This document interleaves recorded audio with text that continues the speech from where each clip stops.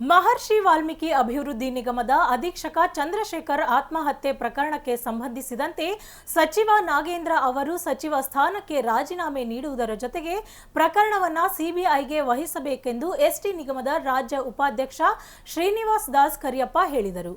ಸುದ್ದಿಗೋಷ್ಠಿಯಲ್ಲಿ ಮಾತನಾಡಿದ ಅವರು, ರಾಜ್ಯವನ್ನ ಲೂಟಿ ಮಾಡಲೆಂದೇ ಕಾಂಗ್ರೆಸ್ ಸರ್ಕಾರ ಅಧಿಕಾರಕ್ಕೆ ಬಂದಿದ್ದು ಲೂಟಿ ಜೊತೆಗೆ ಅಧಿಕಾರಿಗಳ ಜೀವವನ್ನ ಬಲಿ ಪಡೆಯುತ್ತಿದೆ ಎಂದು ಆಕ್ರೋಶವನ್ನ ಹೊರಹಾಕಿದರು. ದಕ್ಷ ಅಧಿಕಾರಿ ಆತ್ಮಹತ್ಯೆ ಮಾಡಿಕೊಂಡಿದ್ದರೂ ಕೂಡ ಸಿಎಂ ಸಚಿವರ ರಾಜೀನಾಮೆ ಪಡೆಯಲು ಮೀನಾಮೇಷ ಎಣಿಸುತ್ತಿದ್ದು ಕೂಡಲೇ ಸಚಿವರ ರಾಜೀನಾಮೆ ಪಡೆದು ಪ್ರಕರಣ ಸಿಬಿಐಗೆ ವಹಿಸುವಂತೆ ಒತ್ತಾಯಿಸಿದರು. ಸಿಎಂ ಸಚಿವರನ್ನ ರಕ್ಷಿಸುವ ಸಲುವಾಗಿ ನಾಡಿನ ವಾಲ್ಮೀಕಿ ಸಮುದಾಯಕ್ಕೆ ದ್ರೋಹ ಬಗೆಯುತ್ತಿದ್ದು ಮುಖ್ಯಮಂತ್ರಿಗಳೇ ಹಾಗೂ ಉಪಮುಖ್ಯಮಂತ್ರಿಗಳೇ, ಈ ಹಗರಣದಲ್ಲಿ ನಿಮ್ಮ ಪಾಲೆಷ್ಟು ಎಂದು ಪ್ರಶ್ನಿಸಿದರು. ಸುದ್ದಿಗೋಷ್ಠಿಯಲ್ಲಿ ತ್ಯಾವಣಗಿ ಕೃಷ್ಣಕುಮಾರ್, ದುರ್ಗೇಶ್, ಸಾಲುಕಟ್ಟೆ ಸಿದ್ದಪ್ಪ, ಲೋಕೇಶಪ್ಪ, ತ್ಯಾವಣಗಿ ರಮೇಶ್, ಹೊಸಳ್ಳಿ ವೆಂಕಟೇಶ್, ರಾಜು ಅಳಗೋಡಿ ಉಪಸ್ಥಿತರಿದ್ದರು.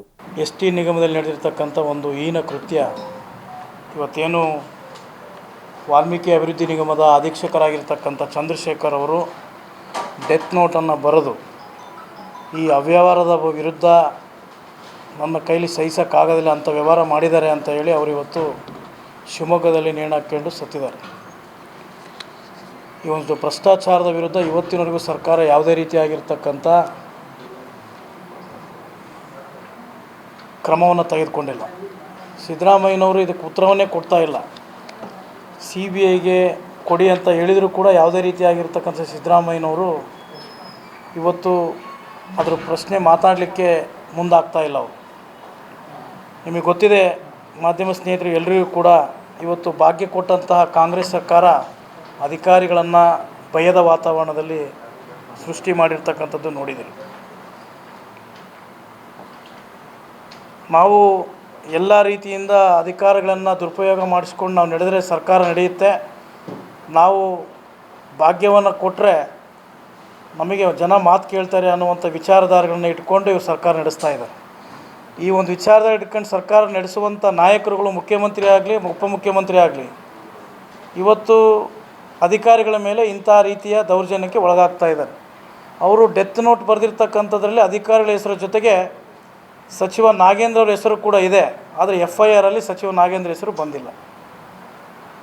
ಇದು ಸರ್ಕಾರದ ಚಿತಾವಣೆ ಅಂತ ಹೇಳಬೇಕು ಅಥವಾ ವೈಯಕ್ತಿಕವಾಗಿರ್ತಕ್ಕಂಥ ಸರ್ಕಾರ ಮಾಡ್ತಕ್ಕಂಥ ಕಾನೂನು ವಿರುದ್ಧ ಮಾಡ್ತಕ್ಕಂಥ ಕೃತ್ಯ ಅಂತ ಹೇಳಬೇಕು ಗೊತ್ತಾಗ್ತಾ ಇಲ್ಲ. ಸಚಿವರನ್ನು ರಕ್ಷಿಸುವ ಸಲುವಾಗಿ ಇವತ್ತು ವಾಲ್ಮೀಕಿ ನಿಗಮ ಮತ್ತು ST ಸಮುದಾಯಕ್ಕೆ ದ್ರೋಹವನ್ನು ಮಾಡ್ತಾ ಇದ್ದಾರೆ ಮಾನ್ಯ ಸಿದ್ದರಾಮಯ್ಯನವರು.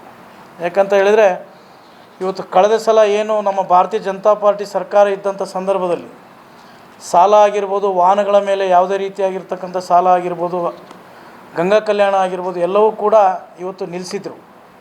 ಹಣ ಇಲ್ಲ ಅಂತ ಹೇಳಿ ಇವತ್ತು ನಿಗಮ ಯಾವುದೇ ರೀತಿಯಾಗಿರ್ತಕ್ಕಂಥ ಪ್ರಯೋಜನಕಾರಿಯಾಗಿರ್ತಕ್ಕಂಥ ನಮ್ಮ ಜನಾಂಗಕ್ಕೆ ಕೊಟ್ಟಿರ್ತಕ್ಕಂಥ ಉದಾಹರಣೆ ಇಲ್ಲ.